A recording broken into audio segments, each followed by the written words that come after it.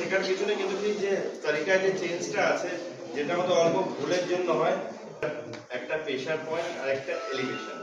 আমি নর্মাল কাটাকুটার কথা বলছি না। যদি ধরেন একদম কড়ার মতো রক্ত বেরোচ্ছে, সেক্ষেত্রে কি করবেন?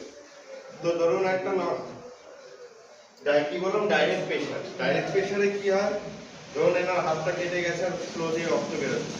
ওই রক্ত কন্ট্রোল করা খুব কঠিন ব্যাপার। তো মোটামুটি কি করবেন, যখন এরকম ব্লিডিং হচ্ছে আপনাকে সবার আগে সেই জায়গাটাকে পরিষ্কার করতে লাগবে।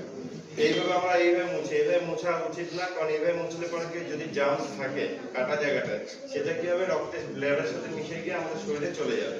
তো সেটা পরিষ্কার করার সহি তারিকা হলো, আপনি মোটা সুতির কাপড় নেবেন।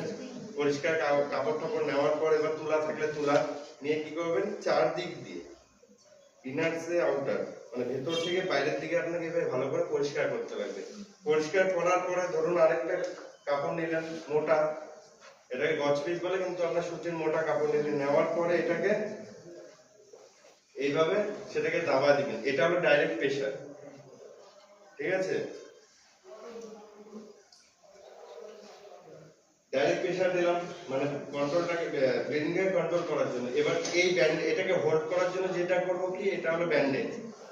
এই যে গজ পিসটাকে, এই ড্রেসিংটাকে হোল্ড করার জন্য যেটা আমরা ইউজ করি, সেটা হলো কি, ব্যান্ডেজ। তো ব্যান্ডেজটাকে আমরা কি করব, সুতির যে কোনো কাপড় হতে পারে। নেওয়ার পরে সবসময় দেখতে লাগবে যে এটা পাতলা ভাগ আছে, এই সরু থেকে মোটার দিকে ব্যান্ডেজিং করতে করতে আপনাকে যেতে হবে। বেশি টাইটও করবেন না, বেশি লুজও করবেন না, নর্মাল করার পরে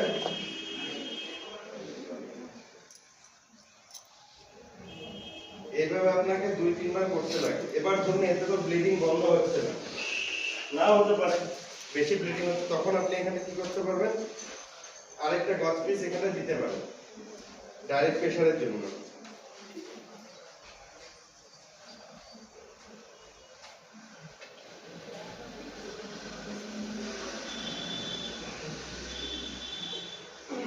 এরপরে দেওয়ার পরে কি করবেন, এই যে লাস্ট অংশটা থাকে, আমরা কি করে এটাকে ফেলে দিয়ে বেঁধে দিই। এটা বাঁধা উচিত না। কেন কি আমি বলছি কেন বাঁধা উচিত না, এটাকে আমরা কি করবো, এর ভেতরে এইভাবে ঢুকিয়ে দেবো। তাহলে ব্যান্ডেজটা এটা খুলে বেরোবে না মাথাটা, তাহলে ব্যান্ডেজটা শক্ত হয়ে গেল। এটাকে বলি ডাইরেক্ট প্রেশার। এবার ধরুন তাও ব্লিডিং বন্ধ হচ্ছে না, তখন কি করতে হবে, এই প্রেশার পয়েন্টটা কোথায় আছে, যেখানে পালস মাপে ডাক্তাররা, এই হাতের প্রেশার পয়েন্টটা এই জায়গাটা আছে, এই জায়গাটা আপনার শক্ত করে দাবাতে লাগবে। যদি এখানে দাবান, তাহলে যে শিরাটা দিয়ে যাচ্ছে রক্তটা, সেটা বন্ধ হয়ে যাবে বা ফ্লোটা কম হয়ে যাবে।